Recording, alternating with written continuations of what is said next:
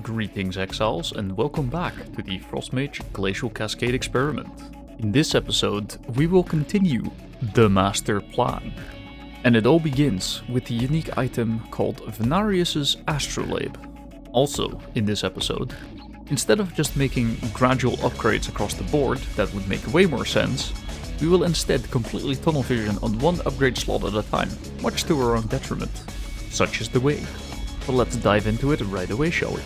As I mentioned before, one of the key components of this build is the unique item called Venarius Astrolabe.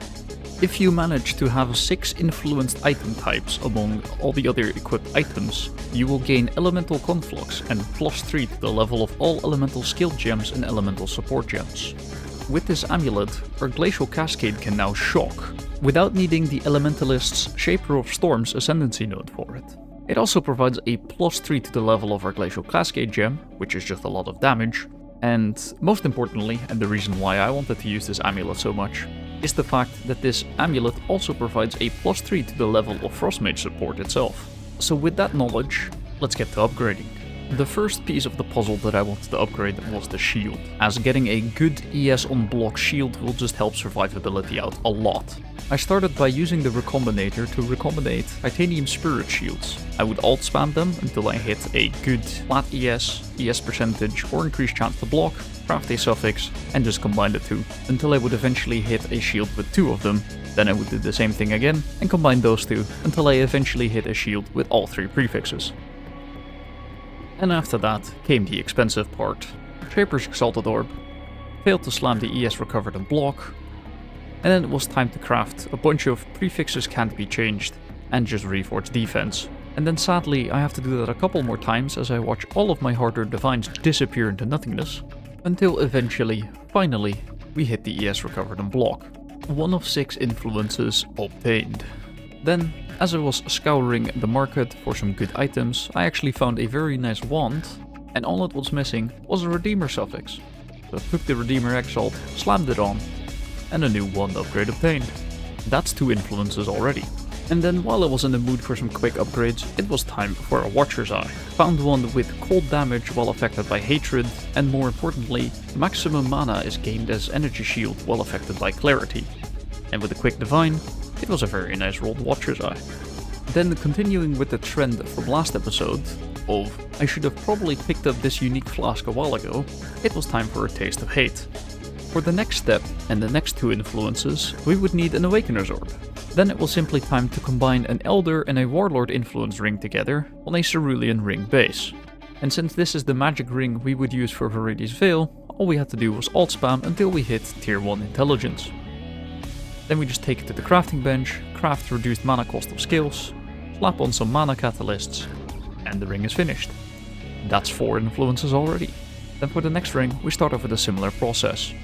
Awakener's Orb, 2 influences, in this case Hunter and Crusader, the 2 we are missing, onto a Cerulean ring base, and now we can start the crafting process on this one. Now for this ring, I wanted to use the new Essence of Desolation on the left ring slot, as it provides +1 to unleash stacks. And then through some very skilled gameplay, we actually hit a very nice ring. Once again we craft reduced mana cost of skills on it, slap on some catalysts, and another ring finished. And that puts us at 6 out of 6. And with that, we could finally equip the amulet. And now that we have elemental conflux and we don't need the Elementalist Ascendancy node anymore, it was time to swap over to the Oshabi Ascendancy for more unleash stacks. Thankfully during the fight, I definitely did not forget to activate my auras or resummon my golems, and I definitely did not die twice and wonder why my damage was basically nothing, but eventually we did manage to obtain the Ascendancy. Then we simply spec'd out of Shaper of Storms, as it was no longer needed, and then spec'd into the Ascendancy for plus unleash stacks. And then with 2 new jewels to give us some more max mana, help us with our dexterity and just fix up some block and resistances, we were in a pretty good spot. Then, after all that upgrading and our build finally looking pretty strong, it was time to farm. The coffers had been depleted, and for the next big upgrade that I wanted to make, we were going to need quite a bit of money. So let's get to it.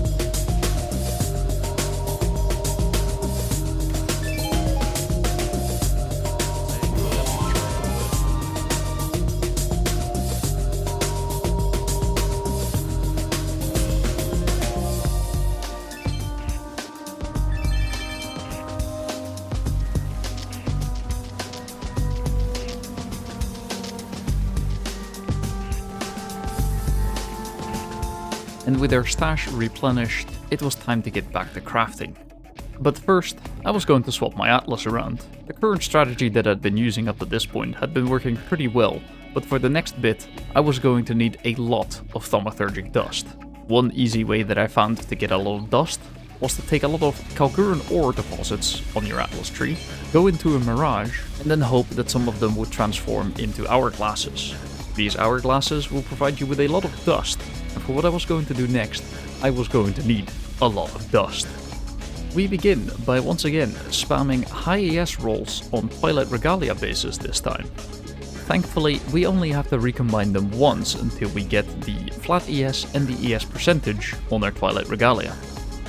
Then afterwards, I change the crafted resistance mod over to a prefix, exalt slab twice because exalts are really cheap, and then craft a suffix.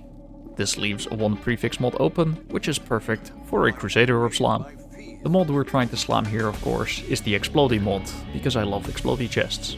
Overall, a simple to follow process, which we only have to repeat, on average, 21 times. We're going to be here for a while.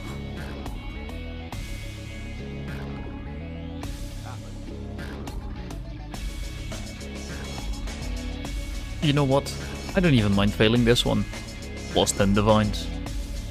Minus 1.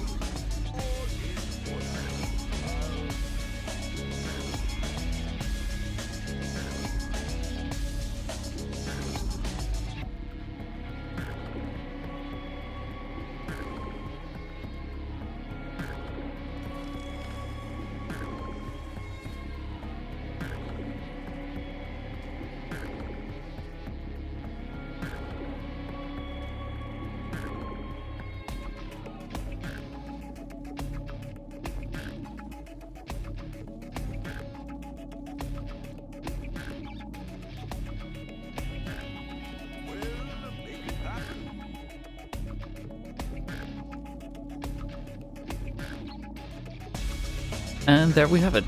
On attempt number 14, we hit the Explody chest. Thankfully, we actually went quite under the rate still, and overall, it was pretty doable. Then after that, it was time for a quick boot upgrade, as I'd neglected my boots for quite a while.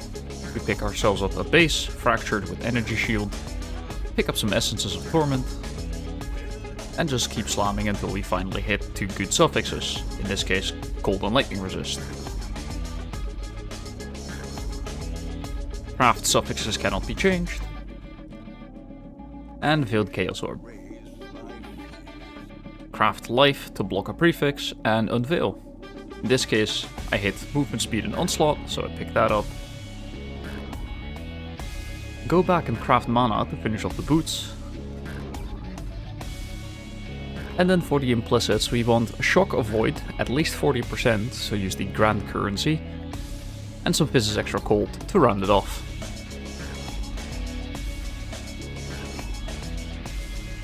I neglected the boots for a while, so the upgrade was kinda needed, but it's a quick and easy fix. Speaking of neglected item pieces, it was also time to finally fix our gloves.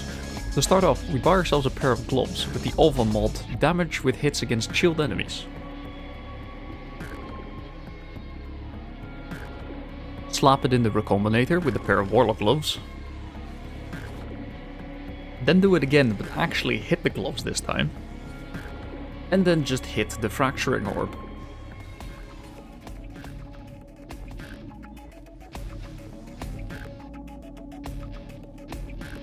It's that simple.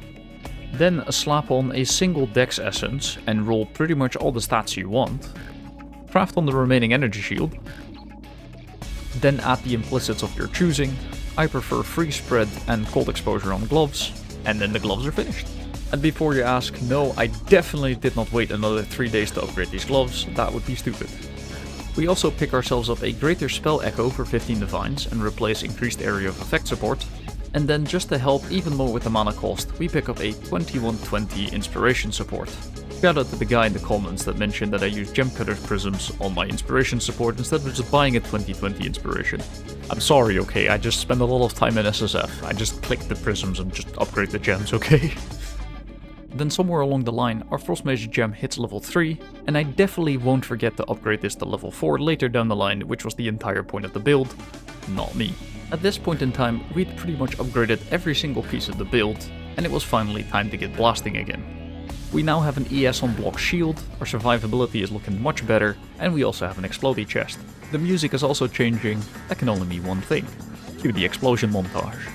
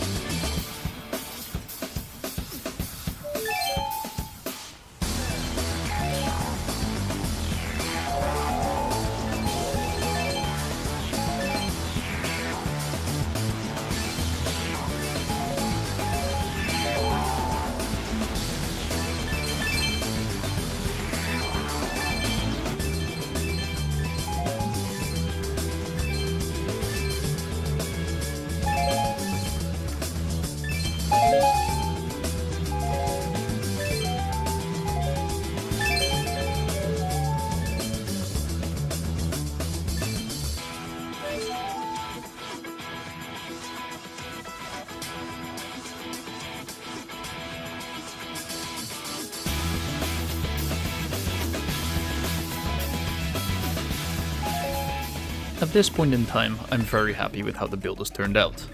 But the entire time I was playing it, I had this feeling that I was forgetting something important, and I just couldn't remember what.